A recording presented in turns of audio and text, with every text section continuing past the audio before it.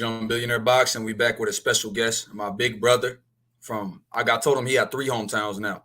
He's from Virginia, he's from New York, and he's from Houston. So shout out to my man, one of the most underrated, one of the best fighters at 160 period, and 54 if he wants to make that, because I think he can make both.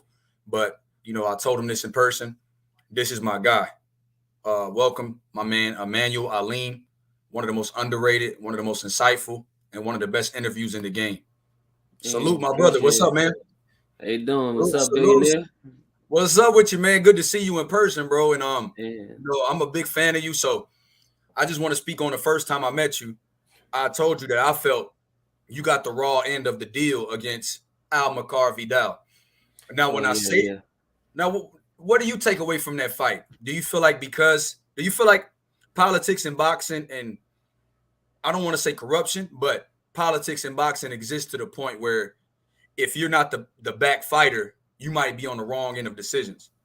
Oh, for sure. I felt like that was like my first time actually going through it to actually feel it. You know what I'm saying? Through that experience, like before knowing and hearing stories, because that is another fighter, Eddie Cook. Back in the days, he even talked about he retired from the sport because of the corruption in boxing. But he was somebody who came back in the sport and helped us, and when as an amateur helped out and everything. But me actually being in that situation, I kind of got to be like, damn, you know what I'm saying? If I knew that beforehand, maybe I would have attacked a little more crazier when I had them hurt us or whatever. But I felt like it was in the bag. I felt like I did anything I wanted to do. I felt like I boxed when I wanted to box. I banged when I banged. I felt like he fought one way the whole time. And I thought I was in control, to be honest.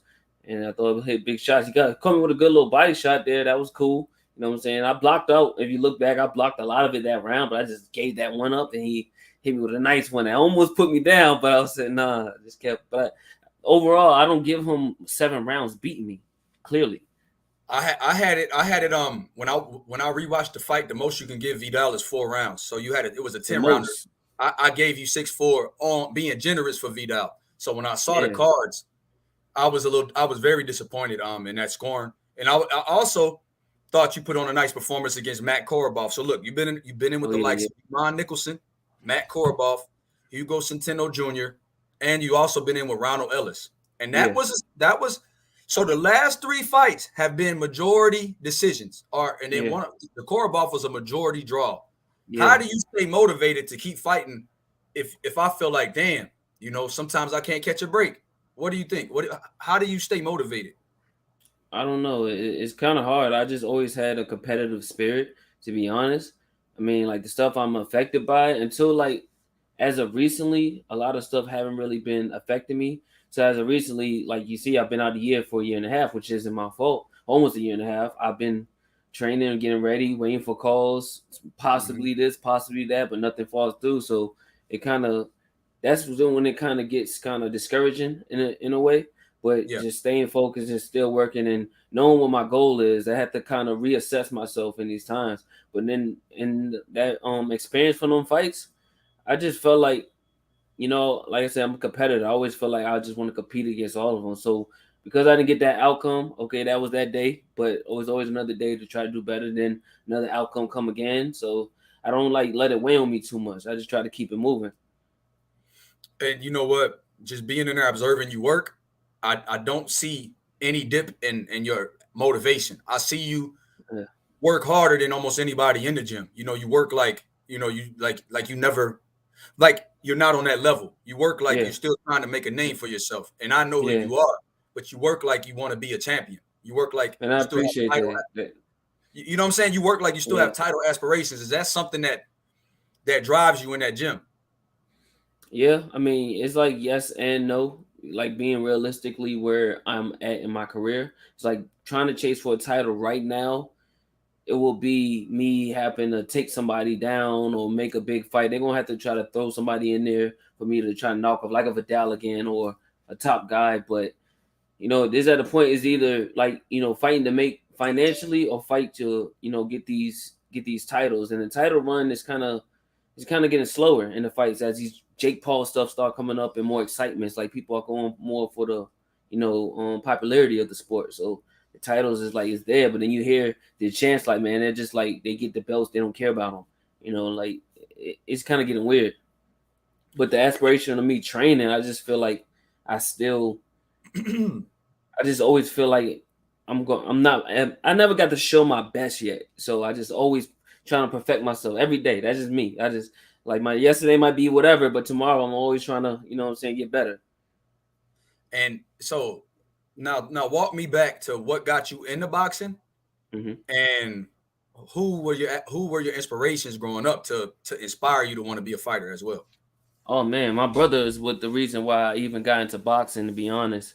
Because growing up here in Richmond, you know, I was more in the hood. We was in Highland Park. Highland Park was one of the top, you know, gruesome areas in the city. To be honest, I think back in the '90s, it was like a top 10 murder capital in the U.S. So, like growing up in Highland Park, fighting all the time, like through school, around the neighborhood, you know, you got 10 to 15 dudes coming around you all the time, going to pick on you, whether you in school, out of school, going to train, out of train, you know, they at your front door, you know what I'm saying? So fighting was always there.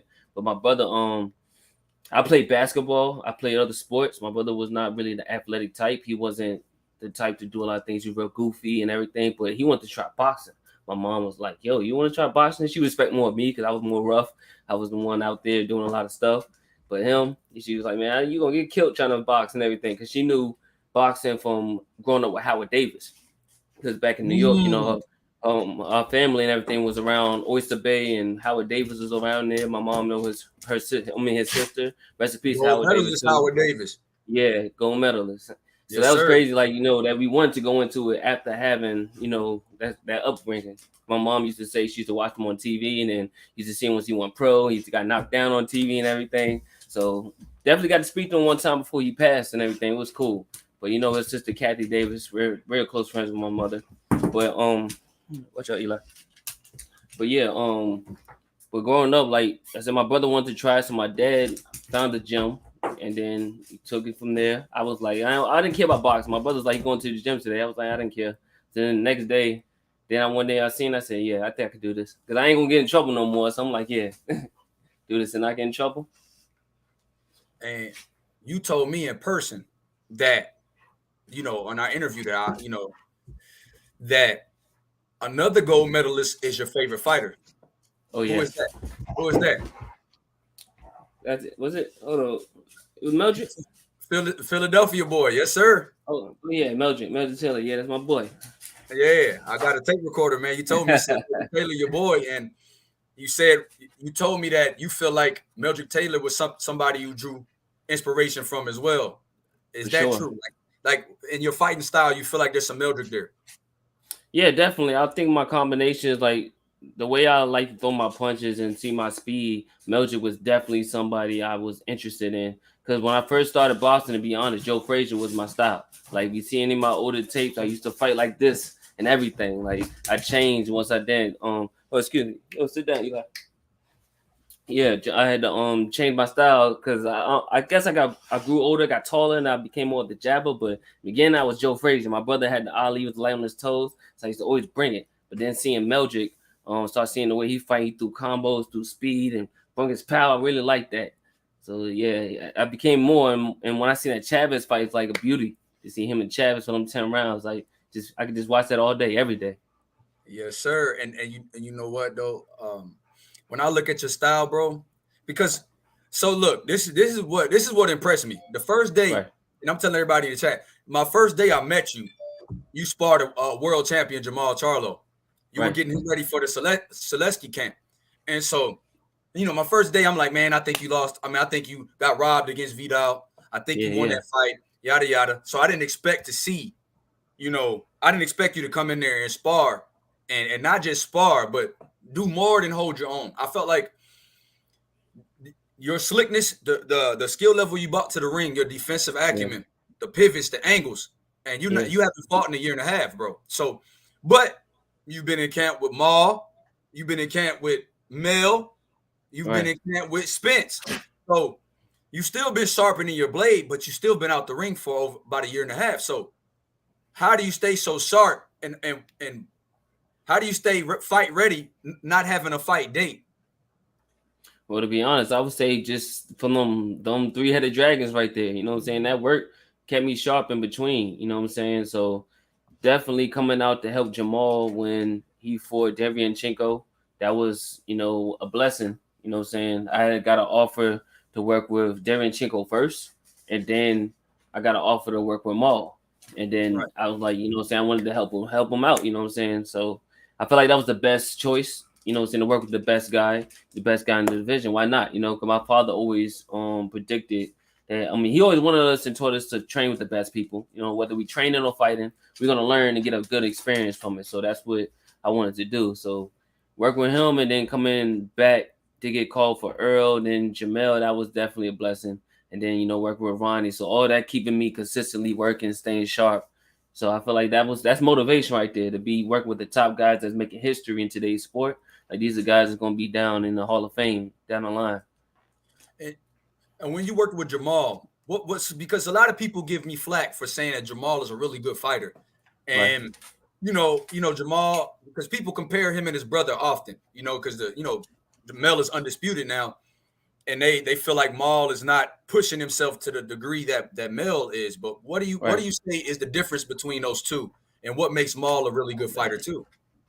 Oh man.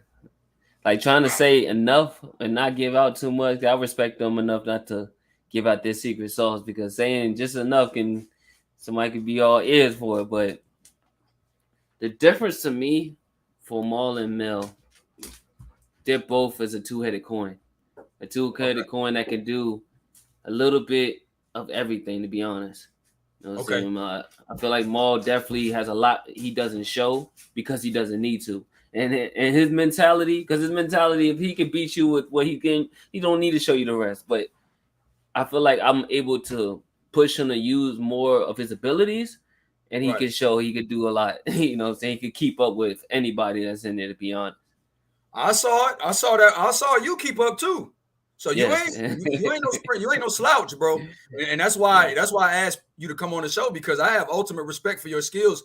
Seeing what you did, seeing how you held your own with Maul. I wish I could have been a fly on the wall, seeing you and Spence, or when Yeah. Spence is getting ready for Ugas. And tell me about this, because with Errol Spence and Bud Crawford on the Hmm. horizon, a lot of people are picking Bud Crawford because they say Spence can't box like that. They say Spence doesn't Yeah. have the repertoire to deal with somebody like Bud Crawford. And what would you say to Yeah. that?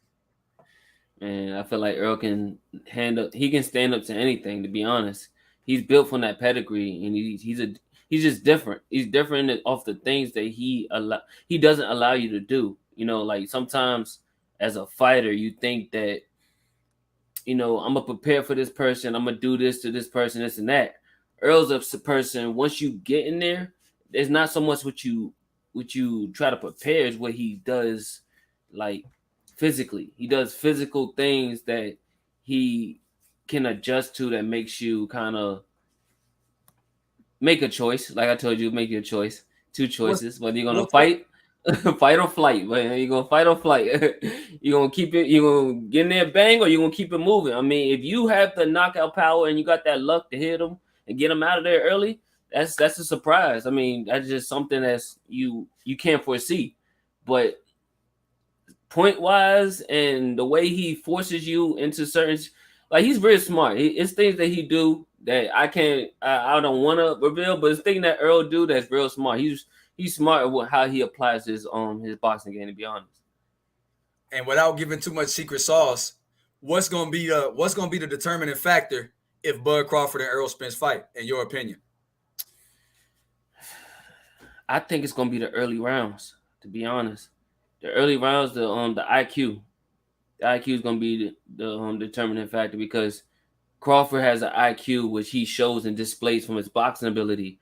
Earl's IQ is off of his aggression, and he does the same thing that Bud does in the opposite way too, because him being aggressive, he's like a boxer puncher. So they both boxer punches. It's so much they have so much in common.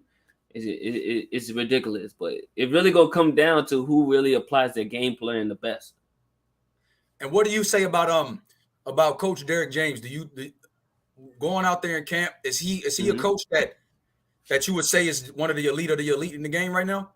For sure. Derek is a great guy. He's great, and he's great for you as a fighter. He knows he looks at you as a fighter, and he knows what to bring out of you without it like changing your game or feeling uncomfortable. Any reason for you. If you tell you something that's not gonna work and he able to say like I don't like this or something, he gonna explain to you why he's telling you to do this and see if it works. And he wants to know if you're gonna trust him on it. You know what I'm saying? He builds that chemistry real good. And I got to see it firsthand to see like, Derek, I kind of already knew him over the years, but to really be there firsthand and see everything in the weeks and see how things came into fruition was awesome. Hey man, when you have an undisputed champion and a unified welterweight champion, and you have a prospect in Frank Martin that looks good, the proof is in the pudding. And even though Marcus Brown lost to Artur Beterbiev, that was one of his best performances up until that point. In a while, right. The movement, the game plan that he tried to instill is just that Beterbiev is a wrecking ball. That was a sudden change too, of change because he was with his coach in New York, right?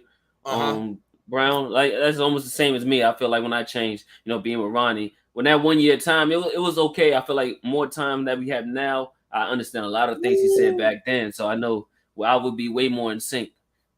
And see, speak on that about Coach Ronnie.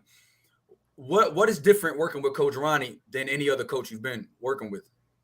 Ronnie brings out the best of your ability, and he knows exactly what your style is. Like he didn't have to tell me. He already knew the style that I was fighting before and tell me I don't have to load up. I can move, use my speed, like things I already knew I could do. And I didn't show a lot. I did show, if you watch a lot of my fights, it'd be rounds where I show I can move and slick and show my jab. Like they don't give me a chance to have that fights where I could just show out, on my guys. But yeah, Ronnie definitely displays and knows exactly what a fighter needs and what to be doing for a fight. So having that confirmation on him, because he sees exactly what you see. He was a fighter before. So he's able to fight and train and tell you, like, look, stay on the outside. Stop, look for the shot. Boom, boom, boom. So it's like, it's way more, like, comfortable from a trainer to fighter aspect. And you know what? I think Coach Ronnie, what I see from the outside looking in, I feel like he pays attention to detail and he treats everybody, for sure. Even if you're a champion or you're a prospect or a contender, he kind of gives you the same amount of time. Whereas he's kind of like a father figure in there. You get what I'm saying? And because he fought before, I think he kind of has that sense of when he's pushing you too hard or he don't bullshit with you either. He's gonna tell you exactly when you messing up and when you doing good. And I think Coach Ronnie also is kind of aware of what a fighter might be dealing with. Like he could tell, okay, I might have pushed him too hard yesterday, or he might have sparred too many rounds yesterday. Let me hit the mitts with him today, or that was new to me, to be honest. I was always training burning myself out, pushing. But to have somebody like that who knows how to push and pull back, push and pull back, and know when's the right time to hit that gear and then save energy. Like it's like this structure that he has is just let him know that he's just elite. That he been there. And he knows the formula. He'd have many world champions, and it shows from his resume. Hey, my man, Modern King Boxing wants to know: are you still? Would you ever campaign at 54? Or are you at 60 for sure? For sure. You know what I'm saying? I'm trying to see if I can get some 54 lineups. I was preparing.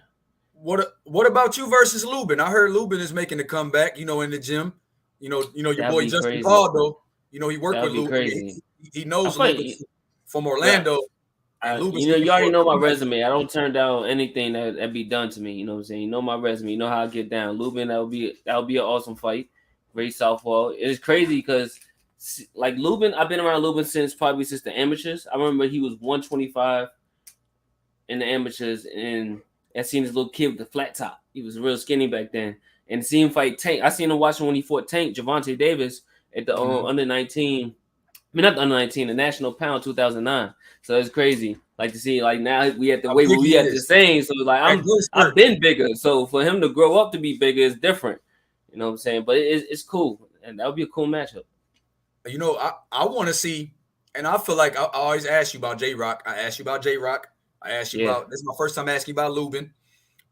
Felix Cash is one. I like the Felix Cash fight. I know you called him out. I know you called him out.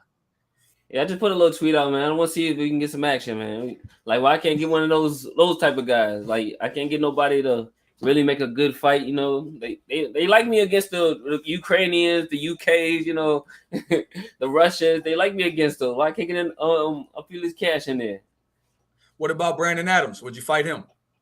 Brandon, that's my guy. We had to. I know he was in Maul's camp too. I know he's in Maul's he's been camp. like a brother. He's been like a brother to me. To be honest, we got built a good chemistry over the years. You know what I'm saying? Brandon's a good fighter too. Would you go to 68 and put hands on Shane Mosley Jr.? Shane Mosley Jr. Shoot, I put hands on anybody. To be honest, put hands on anybody. I don't really have no holes. If we have to get down, it's anybody. To be honest. So what do you feel about like Okay, one more. Would you fight? Would you fight at 60 versus my man, not Tim Tszyu, but would you fight a Sergio Garcia or Tony Harrison at 54? Sergio Garcia, yeah, I was trying to get Sergio Garcia. My last fight, I tried to get him in. That's the one that fought Tony Harrison, right? Yep. Yep. He fought Tony and he fought Fondor. I was trying to get it. I didn't get no luck back from it. I don't know if it's really being, you know what I'm saying, recited to him, but I was trying to get Sergio. My man OTB always gonna put on for his boys, man. What about Cordell Booker? Cordell, that'd be a cool fight. It's great because he fought my brother. He did. And what about your boy Jerry? My brother came back from an injury and fought that fight on a 1 week notice. So look, and my man Kevin Stenhouse says what's up with my man Jerry Hurd. Ooh, that's a cool one. I don't know if that ever would, you know, like I said, I'll go against anybody. Me and Hurd sparred before. We sparred back in 2012 before. I fought his brother twice in the amateurs. You ain't got to give up no secret sauce, but you held your own. I always hold my own. I didn't make it this far, not holding my own. You know what I'm saying? I hold my own with everybody. Okay. I've had some great spawners, though, to be honest. I done sparred a lot of people from most of the East Coast. Truck is good. I sparred with Truck on the way up. How was Truck? What's the ceiling on Truck?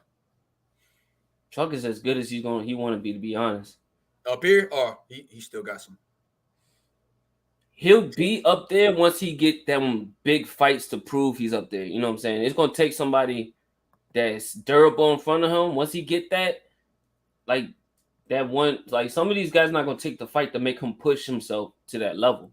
So, but Truck's up there, and he's getting better over the years, taking his time. They doing their own thing, how they moving. So he definitely can be up there for sure. And he's a good southpaw. Okay, and so out of everybody you sparred, who would you put your top 3 or 4 guys that were probably the toughest you can remember? The toughest I sparred? Yes, sir.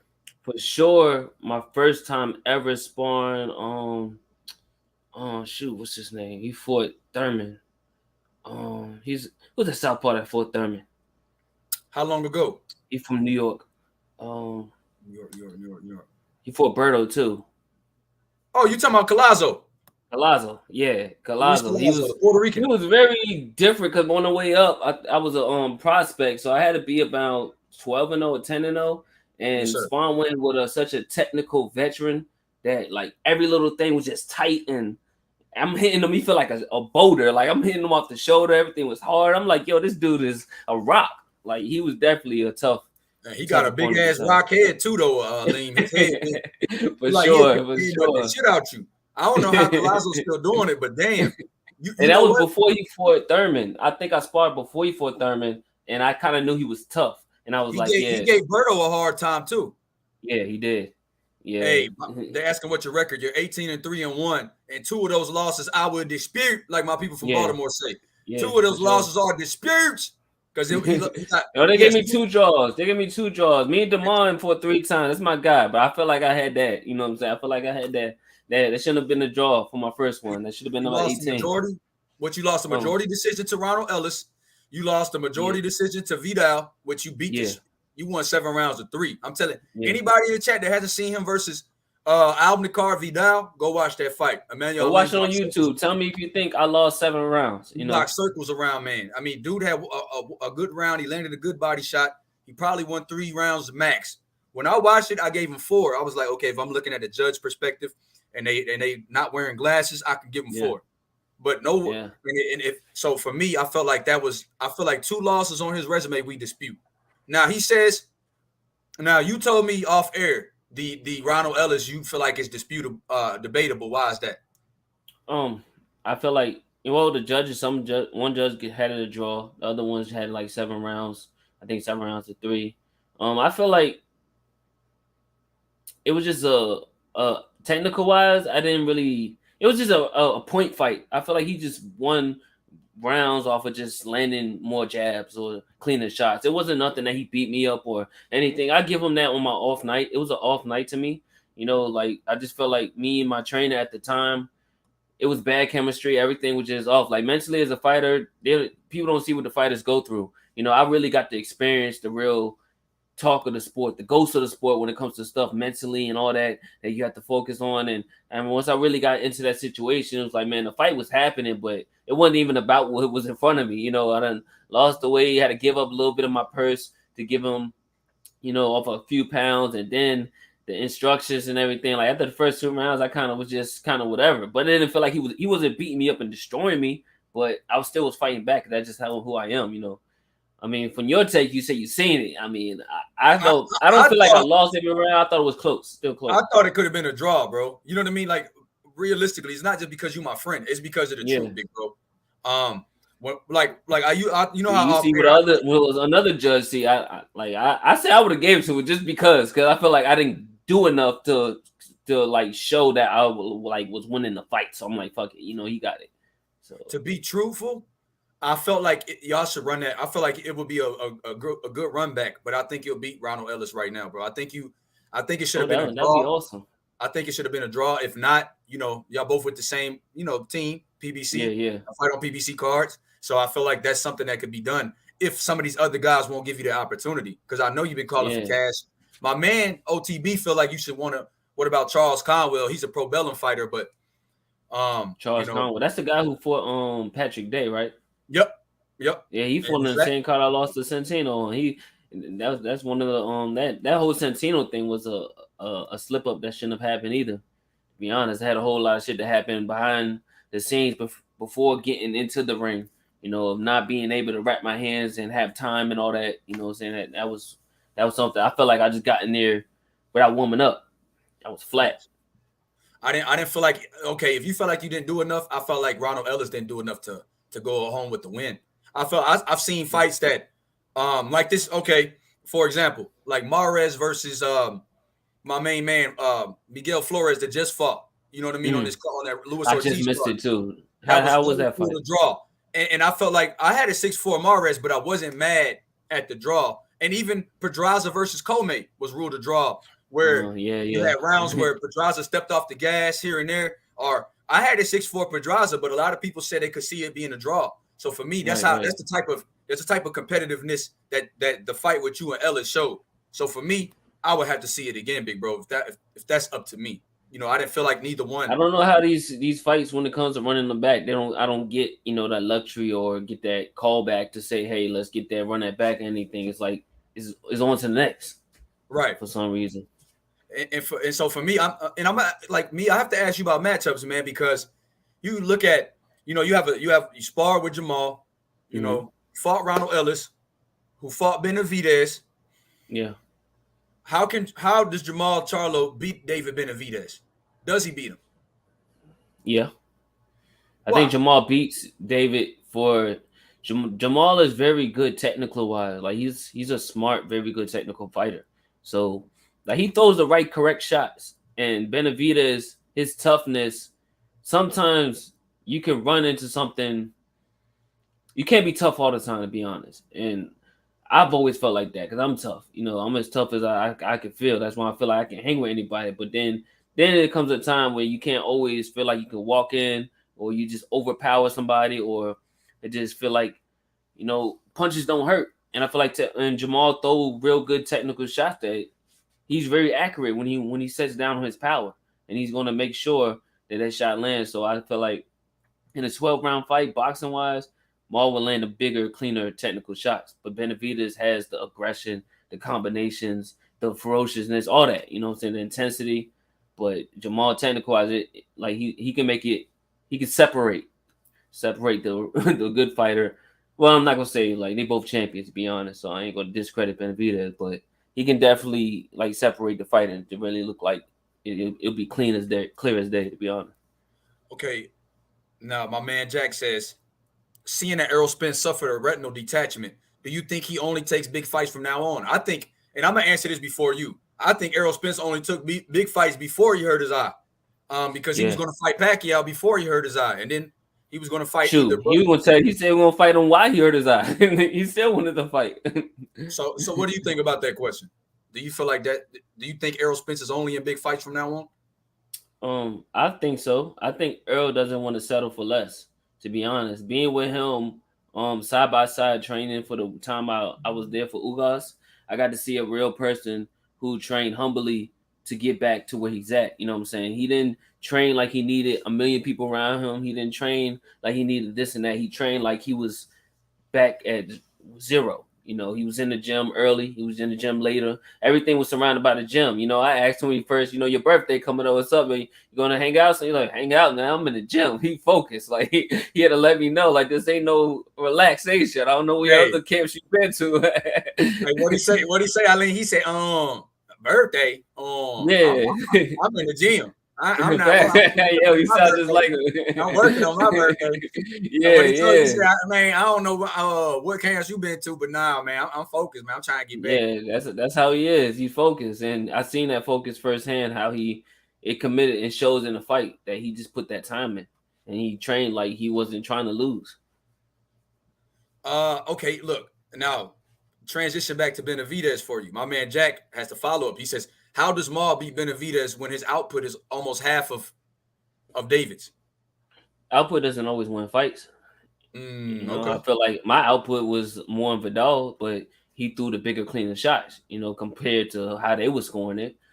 But it doesn't always add up to winnable fights. So I see Mell throwing the cleaner, more bigger shots in that fight. Well, Benavidez going to throw big shots, but the ones that's going to really make the impact, I feel like Mell's going. That's why I give him the edge. And my man Nonito Donaire said, "What's up, brother?" But say what's up to my man Nonito, man, my big bro. Yo, what's up, Nonito? Yes, sir. Yeah, from Las Vegas watching, man. Shout out to my man DJ. Shout out to Vegas, man. I still have yet to go to Vegas. Isn't that crazy? I've been everywhere, everywhere but Vegas. Now. Bro, that's the fight capital, bro. You got to go to Vegas. Matter of fact, it's crazy. When Bud and Spence gets made, you got to go. Man, hopefully I get a ticket there, you know. No, hopefully, look, I'm surprised Spence ain't giving hopefully you the I'm fighting on it. Let's talk about that. Hopefully I'm fighting on it. Yeah, hopefully throw me on the undercard. Hey, I think Spence gonna call you for that and bring you back for that style, the slick style that you could do with the orthodox stance. Awesome. And I know you're gonna have southpaw sparring partners, but I heard some news that I ain't really. I said yesterday. Yeah. But I know a couple guys personally that Bud Crawford called for sparring. So the fight is nice. Yeah, the fight heating up, man. He called a couple guys that he wants to bring in camp in about a week and a half, so to get ready for Spence, and they're all southpaws. So that's dope. Yes, sir. So all right, now let me ask you this though. When you said Spence was working humbly trying to get back, did you see ring rust for him being out for 17 months, or did he surprise you? He didn't. Well, he surprised me for a little bit far as the injury from the car accident, because he had that in the eye thing. So not knowing, I felt like Danny, when he fought Earl, he didn't really fight Earl to really like. Earl probably fought more in the gym than he fought with Danny, to be honest. I feel like Danny didn't really bring that ferociousness and intensity that I thought he was going to do, to really feel like if somebody come from an injury, you really want to see if they can take the shot again and everything, you know what I'm saying? So going in there with Earl, I didn't hold back. I know he called me in there to work, so I worked like I always work, the same way I work with Mell and the same way I work with Mell. So yeah. I want to not really just test, but I want to hit. And Earl did surprise me. Like, man, Earl could really still take shots. I mean, he surprised me when he first sparred with heavyweights. Like, to be honest, he was sparring with heavyweights off the rip. So I'm like, damn, he not worried about no little guy, to be honest. Was Adrian Taylor in the gym at that time too, champ? Yeah, I got to meet him for the first time. Okay, did he work with Spence too? I got to see him work with him. Yeah. Okay. He's a cruiserweight now. He used to be a light heavyweight, but he fought our boy Apochi. Yeah, and I've been in the gym with both of them, so it's crazy. I actually was in the gym with Earl as he was going to fight Apochi. So and that you was and cool. you work, and Ronnie trains a poachy, so you kind of were in the middle, kind of like, damn, Yeah. Developing relationships with people, and that's what people don't realize. Boxing is a small world, bro. You know Yeah, very somebody every small. time. You know what I mean? You know every little thing. Almost one little thing happens, everybody kind of know. To be honest. Ooh, my man Jack wants to know about Johnny Beck. Have you sparred Johnny Beck, and do you think he could beat Mell or Triple G?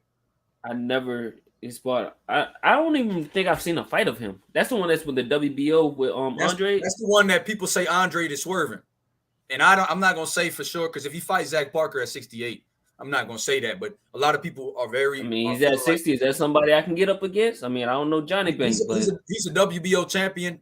He got elevated, and he fights for top rank. So I don't know unless you put yourself in mandatory position. Yeah. So I had to do that then. Yeah, you I got to do that then against some Johnny Banks then. Would you fight Carlos Adames? Would you fight Carlos Adames? Yeah, sure.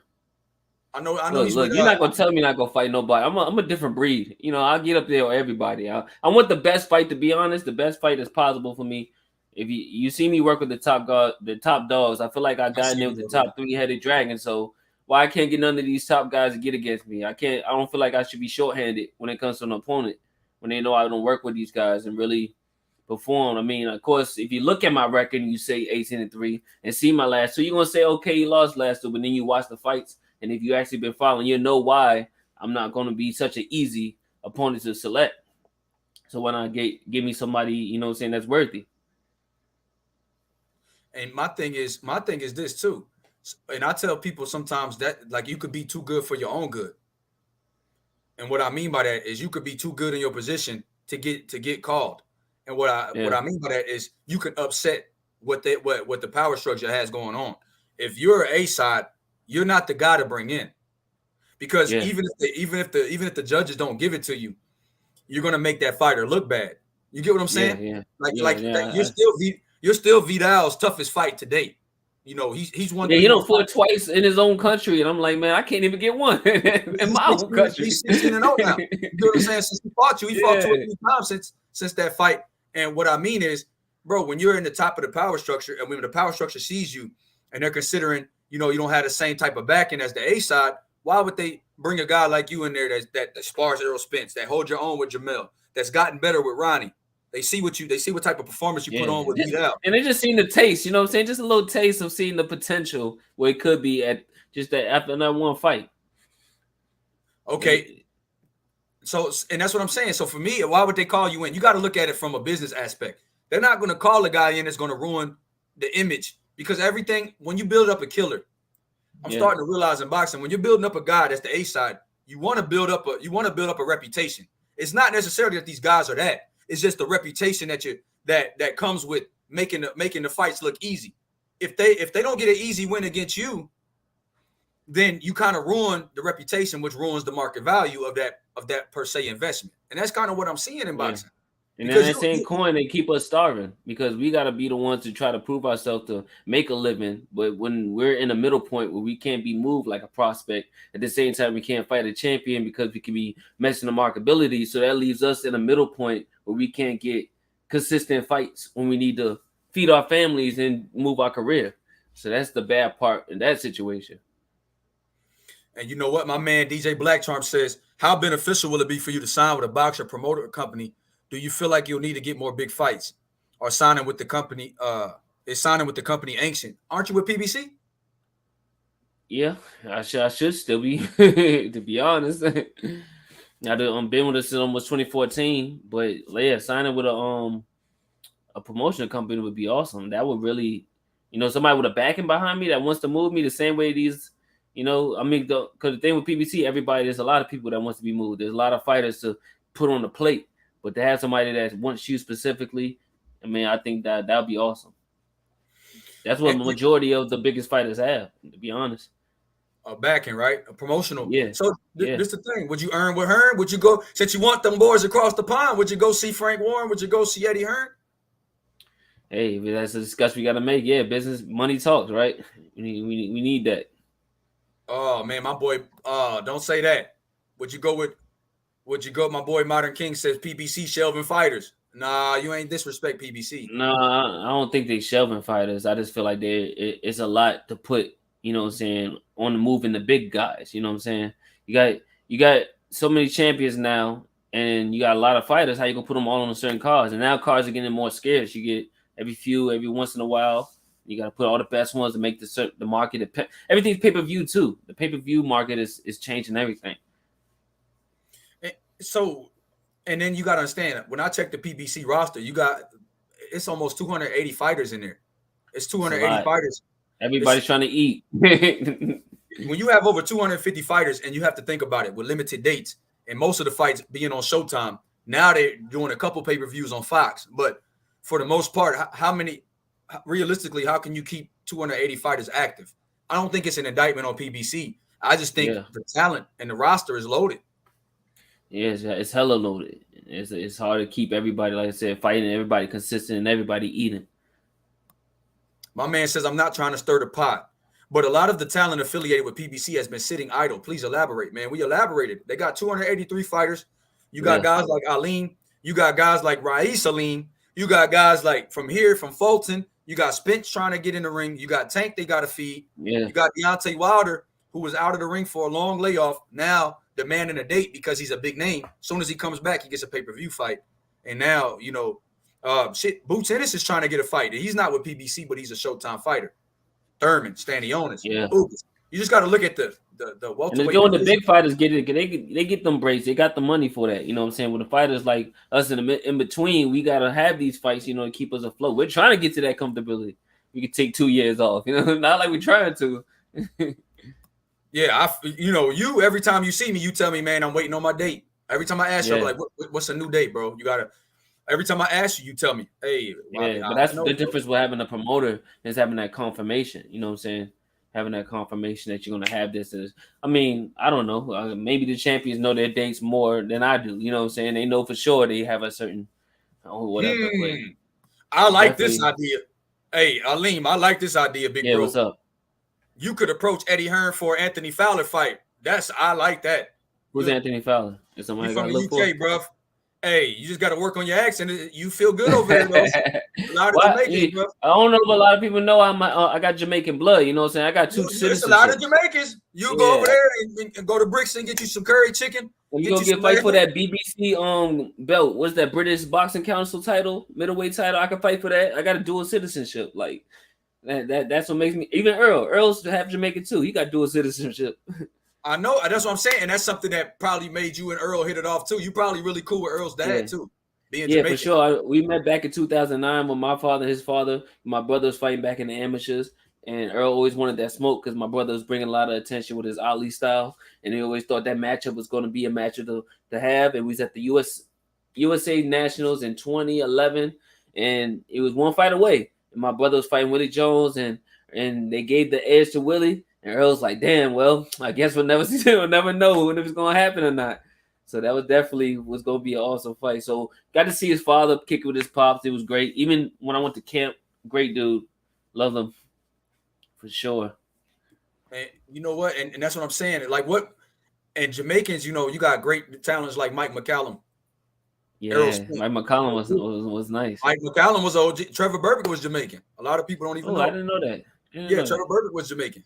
Yeah, so you got a lot of talent, but Jamaica is not knowing your history, man. Boxing billionaire, y'all better stop playing with him. Even knowing this shit. Boxing ain't necessarily something that I would say that Jamaicans are known for. You guys are great athletes, but I feel like guys like you and Errol Spence are putting that on the map for Jamaica. Floyd Mayweather's granddad is Jamaican. I would love to have that. Damn, I didn't know that. Did you know I would love to have that back end. If I can get that Jamaican back end, man, I don't think they know as much I have that. That's why I had to wear that on my outfit my last time. I really did it more for my father to represent for him too, because we pride ourselves with it as well. So if I can get that Jamaican backing with me, maybe Eddie Hearn will come to me. Hey, bro, you can go over there. Look, you can go to UK, bro. You know how it is in the UK where there's so many Caribbean. Simon Brown. I did meet Simon Brown. I met him. Simon Brown, but in the UK, Brixton is like a whole section of Caribbean people, but it's predominantly Jamaican. Oh yeah, for sure, bro. Yeah. I'm telling you, Dillian White. That's why they gotta bring me over there. Where Felix at? bring me over to the UK. You can't go without me though, bro. You gotta invite me to Jamaica. I'm sure, telling you, for sure. You gotta invite me to Jamaica and UK, bro. I gotta go. My boy Nicholas I got Walters. you. Pound said Nicholas Walters. Oh yeah, Facts. Nicholas. They try to call me Nicholas when they see me with the outfit. I was like, no, stop playing. Hey, my boy went to Latin America, learned Spanish, went to Panama. Yo, this dude Glenn Johnson. Look, bro, they dropping a lot of Jamaican. You get what I'm saying? Look, oh yeah, the one that knocked out Roy. Johnson, Yeah, Nick yeah. Walters, Simon Brown, Trevor Burbick, EJ, Floyd Mayweather's granddad. His maternal grandfather is Jamaican. And that's a nice little team yeah, right there. You know? See, bro, I be reading. Look, yeah. Floyd's mom said, "You know, my dad from Jamaica. That's why we so athletic." That's what she said. Ooh. Yeah. Hey, now, hey, Aleem, I'm about to transition to matchups, bro. Okay. This might be mythical, but do you think Tank Davis, Devin Haney, man? Because people keep telling me I don't know what I'm talking about. See, this is a discussion. I'm gonna be honest with you. I'd never go against Tank. I didn't grow up with Tank. I don't watch him Tank. Like firsthand, he's been an inspiration for me as a fighter because I done seen him from, since I was 12, 13 to where I am at now. Watch the ability he has. Like everybody see the knockout, but I've seen the boxing skills before the knockout. I've seen the ability, the head movement, the slip, the combos, the boxing, all that. So I know what Tank really got and his ability. Devin, I feel like he probably is the only trump card for Tank. Only because he's such a pure boxer. And a pure boxer because Tank hits hard, Tank has power, he has speed, but he's not going to make him be aggressive. Tank going to have to be the bully, for Devin. And Devin is he's not going to force the fight unless he wants to. And I don't know if from sparring back in the days, you heard the stories where they was at the Mayweather gym with his father and all this. Yep. So they have history. I'm pretty sure they already know who's going to do whatever to each other. But I just feel like Devin, as a pure boxer, it can throw off aggressive fighters and knockout punches, I feel like he'll give them problems. It'll be not big problems, but Tank really going to have to make some adjustments. You know what I'm saying? And I don't know. I just feel like he's like the dark horse, to be honest. Do you think who wins though? You got to give me a prediction. It's hard. Like I said, I don't go against Tank, so Tank wins. Oh man, okay. I don't go because he's so unpredictable. To be honest, Tank has a button where he switch. He can switch. He can be down and make it happen. He can be up and make it happen. He just has to switch. He's that ace card. But I feel like Devin can offset for a long time, and he can make it a boring fight for a long time, and then Tank can just pull the button and it's over. What about Tank versus Ryan? Tank beats Ryan. I feel like Ryan has a sneaky hook, and I feel like he got sneaky speed and timing. But I think once Tank get around that, Tank beats Ryan. Or it doesn't let that be available. Okay, now this is my thing though. I get into it with people a lot because I feel like Ryan Garcia is one of the most slept on guys because of his Instagram following and because people like, oh man, the mental health thing, they kind of disregard how explosive that dude is. I feel like that's a dangerous ass fight for Tank. Even though I ain't gonna lie, I was kind of into that too. I just felt like I don't know how to mentally approach you after you talk and then you cry wolf on it, what I'm saying, with the depression. I get it's huge, but then when you go back to talking, I feel like once you bark at you're gonna go back into your shell, and you're not gonna like. How can you present yourself every day in media and everything like that, knowing that you had that type of anxiety towards people? So it's like when smoke really happens, it's gonna happen again, So I didn't know. I didn't really know how to like gauge that, to be honest. But I feel like his explosiveness, like you're saying, he does have like a sneaky explosive, and he really quick with it. Like that check hook that he hit my man Fortuna with, like clean. You have to watch the replay to see it land. That's how fast Ryan Gar. And when a guy is that quick and that explosive and that unpredictable, and with Tank, because of the size difference, Tank is really up against it in every fight. And that's what makes Tank special to me, is that he's smaller than Devin. He's smaller than Tank. I mean, he's smaller than Ryan. He's smaller than Tio. He's smaller than Mario Barrios. He's not a big guy. You get what I'm saying? And what he does to those bigger guys is amazing to me. But Ryan is a damn one. To me, bro, Ryan taller than both of us. It's crazy to see him in person. I'm like, what in the world? So like, Tank is a little guy compared to Ryan. So the fact that I just feel like the size, the range, and that hand speed is always going to make Tank. One thing is a little bit secret. Tank is experience. Yeah. Tank has that experience. Had them I forgot, almost 300 fights. Like Tank been in there. He been in there a lot, and I feel like his coaching, and the fact that he been in the ring with so many different people, he know almost every style out there. There's not too many people he don't know how to adjust. After he see you in a round or two, he makes an adjustment. He's gonna make that adjustment with Ryan, and he gonna fold him later. It wouldn't be early. The only thing where early would be with Ryan hitting something on Tank and making Tank frustrated. But I feel like Tank matured more now, so he might get caught a little bit. But once he settled back down, I feel like he's gonna stop Ryan later.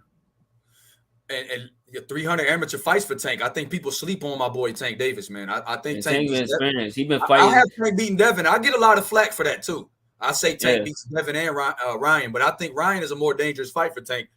I definitely think Ryan is going to be the one that Tank really beats, but Devin is. I feel like I said, they know each other. I don't feel like it's beef, but it's not as much because they know each other. They really already have that same type of attitude. It's too close to home. I don't see that as a fight happen immediately. I feel like that's a build up down the line. Once they all be good and where they at, that wouldn't even be next, to be honest. That would be 2 or 3. That's a Zab Judah and Floyd fight. They done been there, done that. It's gonna happen later. And you know Ryan and Tank, I'm hearing is for December 17th. I'm hearing that Ryan and Tank. I'm hearing December 17th. I'm hearing that the splits are agreed to already. Tank will fight anybody, to be honest. He been like that. They back in the amateurs. Don't say that, because there's people out here that think Tank is ducking. They think Tank is scared. Tank don't duck nobody. They think Tank is scared of Devin Haney, bro. There's people out here that really believe that, because if Tank could have fought him his first fight, he would have done it. That's how Tank is. He don't be scared of nobody, to be honest. He done hold shows in Baltimore and everything, and sold out arenas when he was an amateur and trying to call out all the top guys. I done seen it. Like Tank, he not scared of nobody.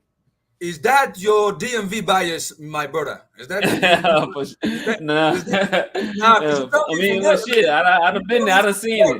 But now I'm starting to think you're from Virginia. Where you from? Are you from the DMV? But I mean, I don't know. Where Devin from? He been up in New York too. Hey, look, this is my thing though. For real, I'm glad you saying that, because people keep telling me, and when I talk to fighters like you, bro, they speak highly of Tank. My boy Greg Hackett was on here yesterday. He said, man, Tank beats Devin, and Tank ain't scared of shit. So when I see that, I'm listening to guys that are in the gym that fight, and you like, man, I seen Tank really dog it out. I think it's hard for them dudes is you can't get that boy angry.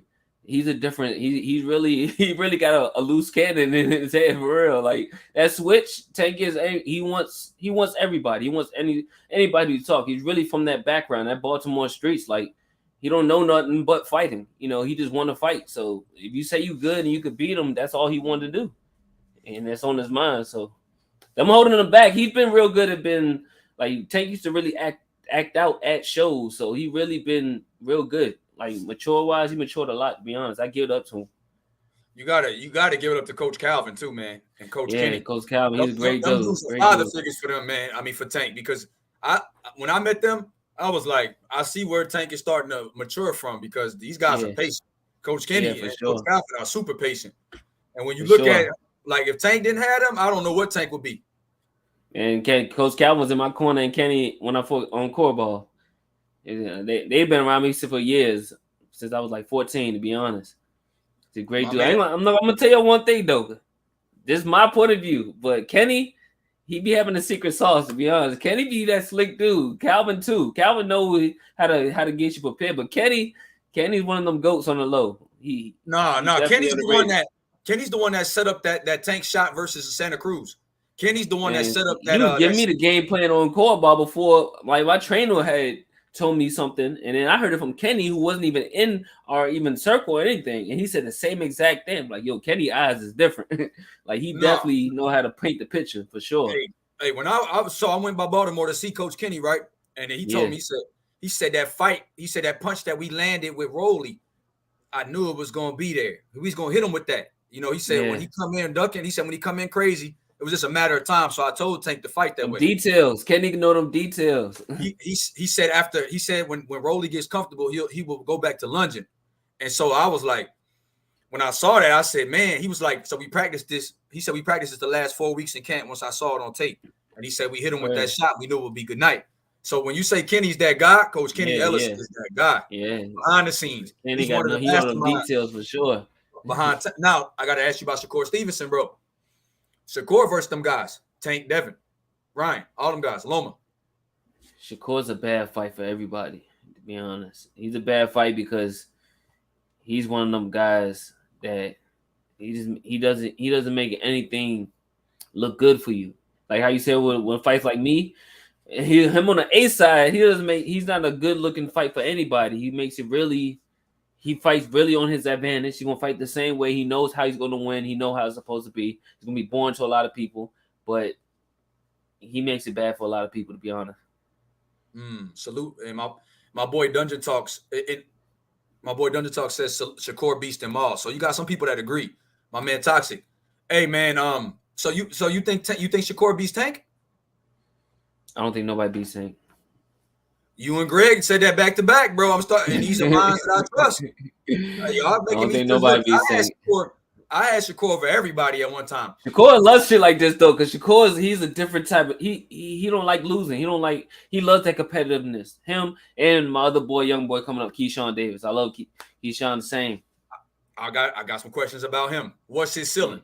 Can he give Shakur? See, because he's at 135 and he said he's gonna be at 140 soon. Yeah. He said about a year.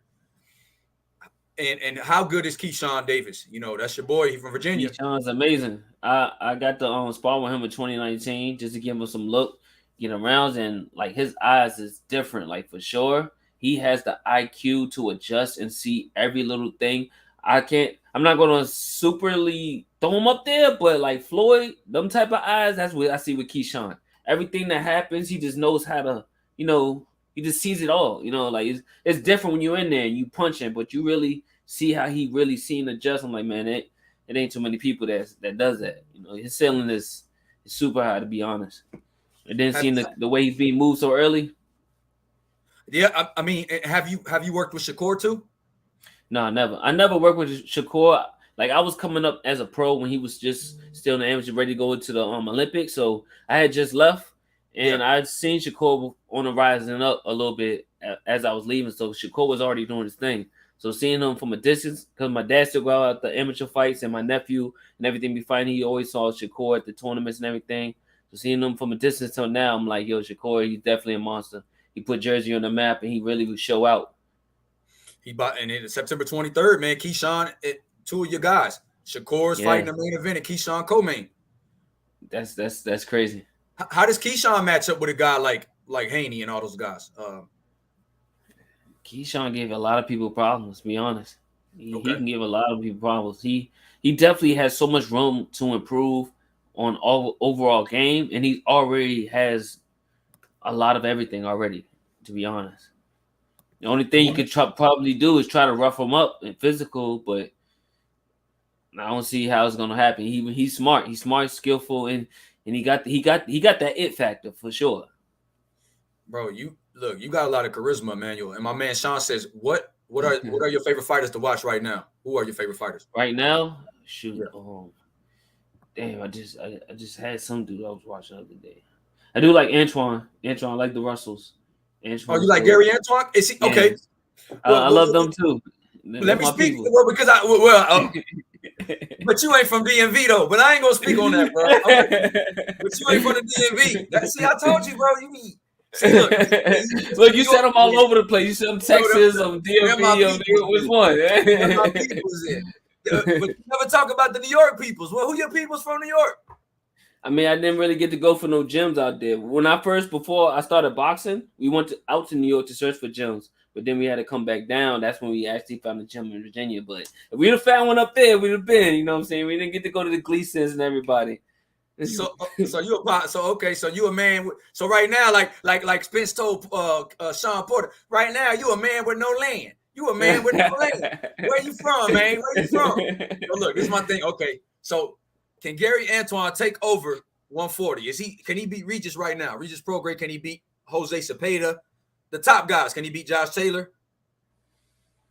I give him Josh Taylor, probably Jose Regis. Regis is a tough fight. I like Regis. You think Regis is a dog? What about Subriel Matias, my boy from the Puerto Rican? Ooh, that He's a dude dog. nice. That dude nice. That's a nice matchup. I can't really say. I can't really say. Gary Antoine scared me though. Big bro, he scared The me. last fight, right? When he got hit a little bit, It, was around the it was not second or that he just third. got hit. It was the way he was rushing in. He kind of scared me. Yeah. You get what I mean? You could see his inexperience at the top level in that fight. Because I feel like Rancis is not really a puncher, but he kind of scared me getting in there with him. You know, kind of rushing in when he got caught, hit the ropes. I was like, yeah, I seen it too. Against Regis, I feel like that'd be dangerous. Against John Cepeda, that'd be dangerous too. But his speed and timing and IQ is just sometimes it just makes the difference, all the difference. He might not be in that same situation. That's facts. Now, what about I have high respect? Rest in peace to his father too, because I have high respect for him. His father told me one time, me and my brother was one of his favorite fighters to watch, and I felt like that was a really high praise to hear that from such a legendary trainer. And their story is really what impacted us. My mother used to do the newspapers with Richmond Times, and she seen a story of them training in their basement, and that's what inspired us to go and get our own gym and started training in our house and everything at one point in our career before we was able to find our gym and build it since 2009 on forward. Because before that, we was sparring in the living room and everything, you know what I'm saying, reading off of their stories. So they really was a good motivation and inspiration for us and a point in our life. And I'm glad that they inspired not just you, but a lot of other people. And that man inspired his sons, bro. You know what I mean? To the point where three great fighters out of, in the pros. I actually got to fight Allen one time, man. Allen Russell, Allen Russell, man. That's Allen probably was one of the best amateurs, decorated amateurs at the time. One of them was every national, almost 600 amateur fights. He could have went to the Olympics, but he didn't. He didn't make it past. But Allen, I got to be with him. He had quick hands, quick as fuck. The way he hold the mitts right now, you could tell he's quick. Yeah. So he's definitely Allen is definitely that ace in the hole too on that team. Bro, and he's the eyes. I feel like a part of him, I feel like he's an assistant coach. I feel like with him, he kind of helps with the game plan. And when you hear him speak, he always breaking down film on different fighters too. Yeah, so for everybody. He know everybody. Same way I said Tank, Allen done been there with everybody. He done seen that all the time. He knows what it takes. And his brother, Junior done did it and won, mostly everything. So he definitely had the best of both worlds, knowing everything at that level, elite level. I gotta ask you about my boy Kingpin Tio. Like, Tio, one of my favorite. Kingpin Tio. How you think Lopez, man? Yeah, you like Tio or nah? Yo, he's nice. Tio nice. All right, is he a hype job since he lost? Like my boy. Because look, that's the thing. Since he lost and El Rayo lost, are they hype jobs? Is El Rayo a hype job? Is Tio a hype job? Talk to me. Oh no, I don't know who the El Rayo dude is. I might have seen him. Benavidez's team. He just lost on. Okay. He just lost on his card with a Luis Ortiz card. He got knocked out by a Dominican, Edwin De Los Santos. Teofimo is nice. He's really he's at that point of the game where he's revealing a lot of stuff that's going on. He can have a lot of stuff mentally that's going on in his game, but his talent for sure, he's a talented fighter. He talented as fuck. It's not easy to do the things he be doing. Do you think he could bounce back? Could he be champion again? Yeah, he can be champion again. For sure. Well, hey, we locked in for life, bro. Saying that. We locked in for life. For sure. Teofimo can fight. He can fight his ass off. He for sure. He's slick. He got power, speed. He can do a lot of things. What about all right? Do you watch 115-pound division? I gotta hear something about my boy Bam Rodriguez. Bam, I heard. Oh yeah, I did watch Bam. Bam, nice. I did watch Bam. He's fighting on the Canelo undercard. He's the co-main. Oh shoot! Why the buzz on Canelo card so low? Because it's the third Triple G. You notice that? I think it's no offense. I think it's because it's the zone. I think it's because they don't have the same marketing. It's not the zone. I just think the marketing on TV not the same. Should I still talk to Eddie Hurd off of this? You'll get the fights though. Yeah. You'll get the fights. Go on Sky Sports. Yeah. Go on Sky, bro. Go get you some fish and chips. Be out there chilling, be in Brixton. Hey, but nah, look. All right, Jermell Charlo, Tim Tszyu. No, Jermell Charlo, forget Tim Tszyu. Jermell Charlo, Fundora. That's the fight I want to see. Who went out at Fundora and Tim Tszyu? Out of Fundora and Tim? Fundora. Who went out of Fundora and Tim? Fundora gets that. And Fedor, if Fedor beats Tim, Fedor against Charlo. Jermell. Your boy Mell. It's gonna be tough. It's gonna be tough. Fedor's gonna make this very tough, but I don't know how Fedor really does with an elusive fighter like Jermell and his power, his tricky power. Like I give Jermell. My bad. Jermell. You favor Mell? Okay. Yeah. Me, I feel like that style, that swarming style. I got used to them up here mixing their name up. Like, Facts. And for me, so what about, so like you've been in there with guys taller than you, of course. So what about the size? Does size mean anything when you have skills in the game? So like, let's say Benavidez, Charlo, Fedor versus Mell. Does that Spence versus Bud? It does, yet it doesn't. It all depends on your experience and what you know how to do. If you're tall and don't know how to use your height as an advantage as a fighter, then it doesn't matter. You're just as small as the person you're fighting, to be honest. So that's what the experience come into play. You could be tall all you want. If you don't know like I said, how to use it, shoot, you just hit you with a nice jab, get jabbed all day. Like there's a bunch of short fighters. I could say even myself that can out jab a lot of tall fighters. And you're supposed to be taller than me. Know how to use your range and know how to distance and all that. So it matters, but then it don't. What about Boo Boo versus Jermell Charlo, a fight that everybody had wanted to see at middleweight? Been shit talk for years. Boo Boo versus Jermell Charlo. Who would have won that? Because it don't seem like it's ever going to happen. I don't even know how that fight, whatever. Boo Boo, I feel like Boo Boo was decent at one point. I give him all over Boo Boo. For sure. And now we got a boy in your gym named David Morrell, one of my young boys. Oh yeah. I like Morrell, man. He's a dope dude. He's really a good personality, to be honest. Like Morrell's just good spirited and he's skillful. He like to have fun and he still get the job done. Like I like Morrell. Do you feel like he's ready for Benavidez and Plant right now? Because that's what people are saying. Because he said he was going. Look, I told him. Look, this is between. Look, I told him. I said, Coach Ronnie already said we need more fights, but yeah, he said I want that fight. He kept telling me I want that fight, and it's like, what do you think? You've been in the gym with him. Like, when do people really think they're ready? To be honest, because you never know to that moment. Because there's young fighters who became something at a certain age when they fought the best. At the same time, there's fighters who you got in there too soon, but. I don't feel like you're never ready until you feel like, you know what I'm saying, it's that moment. That moment is when you're ready. That moment presents itself and is on the table. That's when you're ready. So if he's able to get that moment next soon, shoot, he's ready now. It sometimes comes sooner than later. Well, okay, Ban, for instance, Ban Rodriguez was thrust himself into a position for a title in a weight class he never fought at and just won on short notice. And now he's the man at 115. Well, one of them. You get what I'm saying? So Tank, he fought Pedraza on, a lot of people didn't think Tank might be ready. They favored Pedraza in that fight when he beat Pedraza. So you just never know. I don't know. I don't know what to say about that. But I wanted to know, because you're in the gym with him, do you think he has the skills to beat David Benavidez?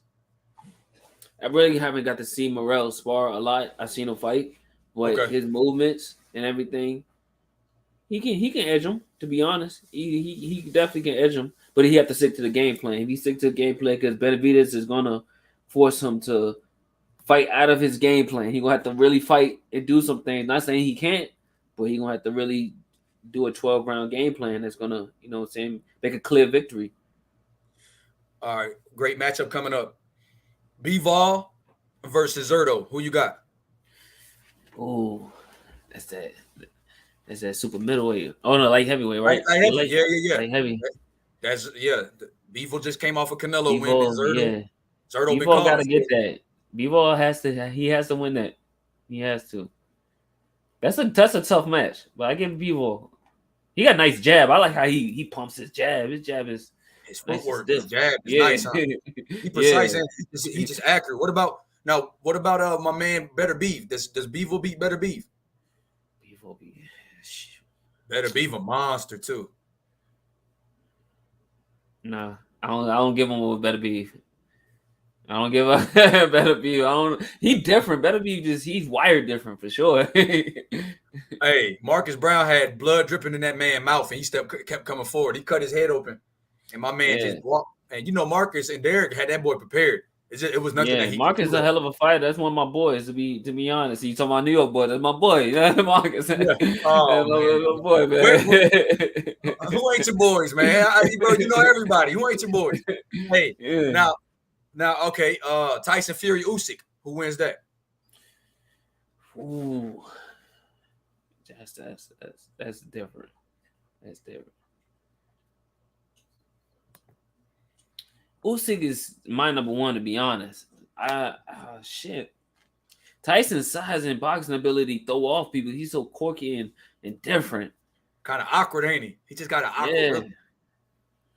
He can really play his size. Like, that's when you say about height means something, because Tyson know how to use his height. Usyk. I give it Usyk still. You got Usyk? Okay. Yeah, I still got Usyk. I got him edging him out. I got him edging out Tyson. If that fight ever happens, you got to come holler at me. What about Wilder? If he beat Helenius, can Wilder AJ? Wilder Ruiz? You got to tell me both of them. Wilder Ruiz. Wilder and AJ. Wilder and Louise. I think Wilder on both.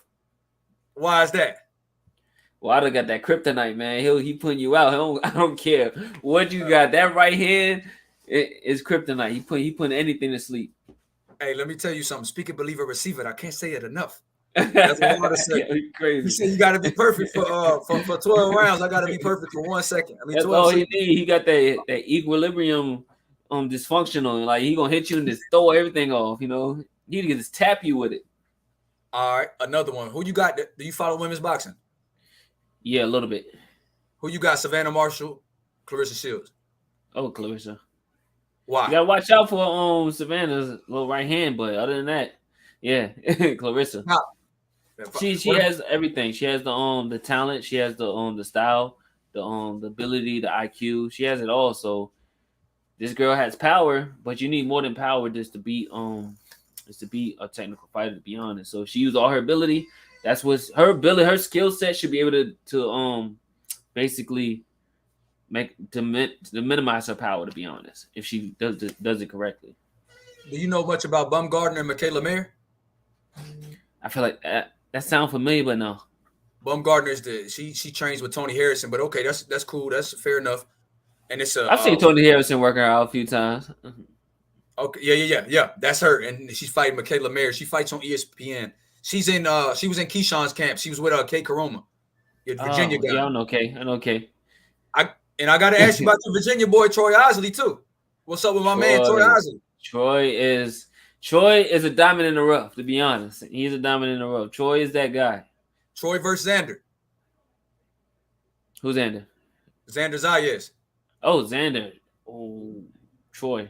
Troy is definitely going to be the next one up, to be honest. Like, I wish him nothing but the best. I don't never feel like I'll ever even try to compete or anything. I just wish him to do his thing, because Troy's that dude. Troy's gonna be that dude. And let me see. All right, brother. Now I know you gave me a lot of time, man. My bad, bro. I just will talk your head off. Oh no, for sure. You know how we do, bro. We in the gym. We talk all day. We talk a million things. So all right. So who's your top 5 prospects in the game since you got Troy, Keyshawn? I already know. Troy, Keyshawn. What's that Xander dude? Is that the one on top rank? Them 3 ones on top rank is nice. I like them. Who else? Damn. I can't really tell who's prospect right now, to be honest. I'll give you some names. Big Baby Anderson's considered a prospect still, the heavyweight. He's still a prospect? Yeah. They still consider him as a prospect. He's moving up there though. Tiger Johnson, that boy Tiger Johnson. You got a lot of guys, man, that just fought too. Mine's definitely probably on 3. That's Shushu Carrington is a prospect. I do know him. Yeah, Duke Reagan was good too. Him and that Carrington dude is nice. Yeah, he's my boy, man, and he's a Brooklyn cat too. Oh, word. Okay. Yeah. Shushu's nice. It's a lot, but it's that's what they Shushu. Yeah, that's Shushu. Yeah, Shushu Carrington, bro. I can add him. I like him. I like him a lot. Okay, that's 4. You got to add another one, champ. Shit. You got those more names. I barely can't even. Yeah, They I got, really seen they got this. Prospects. I'm high on this kid named Mark Castro. I'm high on shit. Bam is too. He's already a champion. He can't be a prospect. But for me, I like Big Baby. That's my guy. As the heavyweight division, I feel like Big Baby's gonna be a problem. I'm impressed with Truck Simpson. Truck. Do we still call him a prospect? Yeah. I feel like Truck is a prospect. I feel like it's a lot of guys, man. Richardson Hitchens is still kind of a prospect. He's been out for so long. Richard's been out there for a minute. It's a lot of guys though, man. Like Joey Spencer to me is still a prospect, and he been a pro for a long time. Joey Spencer. They tried to throw a name for him competing against me one time. Not nobody fighting, but saying that would like that matchup. Man, hey, go. I know you'll take that fight. Yeah, if they give me the right pay for it, I feel like my level I don't need to be fight champ. I know you would. Yeah, for sure. For sure. I know. Like Mikey say, I see something. Yeah, like Mikey Garcia said with Spencer, I see something. Yeah, what you see with Errol? What you see with Joey Spencer? What about my boy Jaleel Hackett? I like Jaleel. We sparred a couple years ago. Was it a year and a half ago? It was a good sparring. He reminded me of myself coming up, to be honest. The way he digs the body, the way he was working, like we got to trading. He's one of them guys that like I said, when it comes to Errol fight or flight, like Errol, like Jaleel want to dump, so I want to dump. Once you start dumping like this, so shoot, he definitely can hold his own. He said Errol is his favorite fighter too. That's crazy. You said that. He said he looks up to Errol. I seen that too. Yeah, you saw that? Yeah. What about dope. Abdullah Mason, that young kid? He was 18 years old. Actually, I'll give Jaleel as my 5. All right, bet. I'll give Jaleel as a 5. Now he's coming up. Top 5 pound for pound. Pound for pound. Usyk is number 1. Bullshit, coach. I'm gonna put Jermell at 2 and put Earl at 3. Put Crawford at 4. Canelo at 5. My man considers Gary Antoine a prospect. I don't. I think Gary Antoine. Antoine been fighting for a minute too. He just haven't been getting the fights he needed. Gary Antoine moving towards title contention. I'm bugging. I'm thinking about Antonio. Boots Ennis, Gary Antoine, Virgil. Them guys are title contenders to me right now. They're like mandatory, about to be in mandatory position to fight for a title. I consider Keyshawn because he's not even, he's not ranked top 10 yet in the division as far as the rankings go. So you feel like once they get in that ranking, that top 10 when you fight for a title, it's kind of hard to you more contender now. Like Virgil, he's fighting for eliminators and stuff. And you 1 or 2 fights to win the title at that point. Are you high on Boots Ennis? Boots is nice. I like him. I like them Philly boys. Them Philly boys can fight a little bit. I mean, from Joe Frazier, I like the Philly background. Like Meldrick too. Can Boots Ennis mess with Errol Spence? He can compete up there. Definitely. Can he beat him? That's hard. I don't think he could beat Errol right now. Not right now. Not right now. I don't know later down the line, but not right now. Can he deal with Bud? Maybe. I can give him up there with Bud. I don't know. Let me see. I've got to. I don't know. He almost there. I feel like he can. He's like, it's like one of the fights you can last but so long. You know what I'm saying? Like you probably could give a good 8 to 10 rounds. But last two rounds, I don't know. Championship rounds, I think Bud different. Bud different championship rounds. Hey, let me tell you something. It's the big fish. Big my man Rob G, he put the spark emojis. He know how I ride for Errol over here, bro. Because look, everybody that I know, a lot of my chat is Bud Crawford fans, bro. And so I'm one of the few that's picking Errol Spence to win. And I bought, when I asked you and I talked to certain fighters that been in there with Errol, they like, bro, Errol gonna beat Bud. You told me, bro, Errol's probably gonna win that fight. Just you got to knock Errol out to stop him, man. Knocking him out is harder. Yeah, not saying that Crawford don't have the ability to do that, but that's the goal that's gonna have to be. I mean, I don't see him outboxing him landslide to beating him to the punch, and like Errol, you're gonna have to outpoint him. because you're not gonna win on scorecards unless you land every clean shot and Earl don't land anything. So that's a hard check. Power wise, Earl can throw the same out. You know what I'm saying? So only thing I feel like is that counter ability. If you counter Earl and hurt him early, other than that, I'm seeing 12 rounds. 12 rounds Earl. What about now my thing is with Errol Spence and what about Virgil Ortiz and Boots? Virgil Ortiz and Conor Ben. Like, do you like my boy Virgil? Yeah, Virgil. I was ready to say prospect until now because I was thinking he was about to be one of my 5, but I was like, nah, I think he's kind of contender. You like Virgil? Yeah, I got him Boots. I got Boots over Virgil. What about Conor Ben? Because my boy from the UK, he just loves some Conor Ben, bro. He okay. I'm not too hyped up on him. I'm mad that they gave him Eubank. Like, why I couldn't get Eubank? I fought Korobov and he went and had what happened when he fought Korobov? It was a leg injury or something. Out.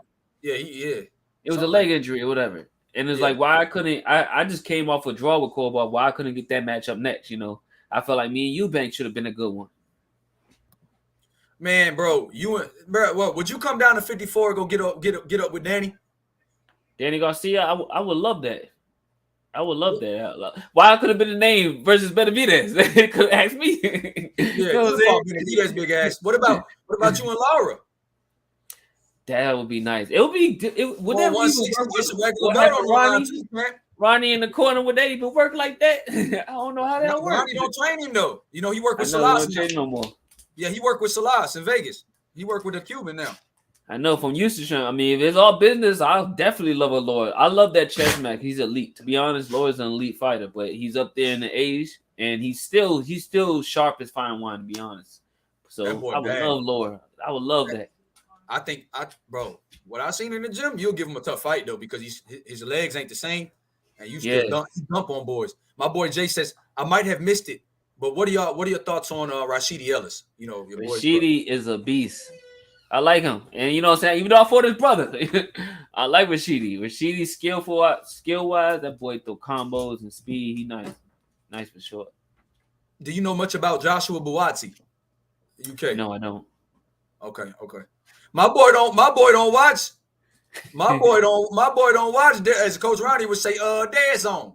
Yeah, he don't watch dead zone. My man Uncle Jay say he want to see you versus Munguia. I want to see you versus Mosley Jr., Munguia. I want to see you versus Gabe Rosado since he's still fighting. Go ahead and put him out the game. Yeah, he'll fight you. You know, Gabe ain't gonna turn down no smoke. Yeah. As long as they, saying the numbers is right. I just feel like I don't want people to lowball me off in these fights. You know what I'm saying? Treat me for my worth. Give me these good fights for my worth, for what I bring to the table. I feel like there's no fight that I've been in that's not exciting. I'm not like these boring fighters or fighters they consider boring. So why not? You know what I'm saying? Put me on there. I've always been an exciting fight. Always been, and made everybody left happy after watching me fight. So shoot, give me them guys. Hey, my man DJ giving you your respect, bro. He says my man has genuine personality. Emmanuel gets my vote. Can't wait to see you in a big fight. Facts, bro. You a man. I appreciate you, DJ. Hey, that's why I don't want to golf with him because, like, bro, I'll talk this man head off. I hear baby in the background. I see my dog tail wagging.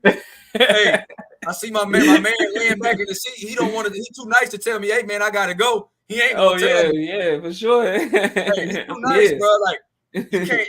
Yeah, the personality is real with him. When he come back to Houston, we going to Cool Runnings or get some Jamaican food. You gotta give me some spots back there, man, for sure. Hey, bro, you had Jamaican food out here in Houston? One. I only had the spot by Mell Gym. I didn't have no other real spots. Bro, I gotta take you to Cool Runnings. I'm gonna take you to all the spots, bro. For sure. I need that, man. Bro. I swear we locked in, bro. You know you big bro. Okay, he says, my man Toxic says, what's your weight class? I'm gonna say 54 to 68. We getting the fight, bro. Yeah. I gotta be. Look, my man Khan says, who you fight next? Anything come? We want Felix Cash. We answered that. Sure. We want Let's get that Felix Cash, man. We want Chris Eubanks. We want who else you want, bro? Shoot. Lubin. Cash, Eubanks. Yeah. Shoot, Lubin, don't matter. Lewis Arias, they can get it. I gotta put your name. Arias, that'd have been a cool fight with Arias, to be honest. I'll throw some names out there for you, man. My man says fight Fundora. He's fighting October 8th, bro, against Carlos Ocampo. Yeah. They're not gonna throw a Fundora fight on me unless that's like a last second. They need a replacement. Fundora, Carlos Adames, all of them are fighting on October 8th. My man says, what number do you call a low ball? I ain't gonna have you answer that. Yeah, for sure. Hey man, my boy say you from Houston now. You got a limited pass in Louisiana, champ. Hey, appreciate it. I was out there in Louisiana at the fucking what's that place? The casino and shit. It was nice. I ain't gonna say I gambled too much, but I like that. I liked out there. It was fun. All right, I'm gonna get your last thoughts. Say Cash is Sparring kind of been right now. Like, come on, man. Tell Cash come fight me.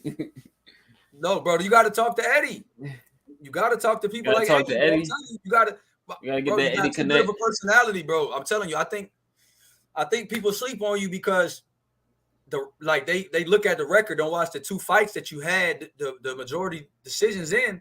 Korobov, you damn near won that fight to me. I feel like you beat Korobov. And then with this fight, matter of fact, if there ain't no corruption in boxing, I never seen this before, where they made him the winner and then they changed the card and changed it to a draw. That was crazy. I talked to one of the judges. Like, I met him randomly at one of the amateur fights. And he was like, it's crazy what they try to do. He said the last round he gave it to me, but they put 10-10 and they try to say it was even. And that's when they came back to make a correction. And he was like, I don't know why they did it. He said, Aleem won the last round. I gave it for Aleem, and they try to write it differently. But it is what it is. They wanted him to fight Charlo again.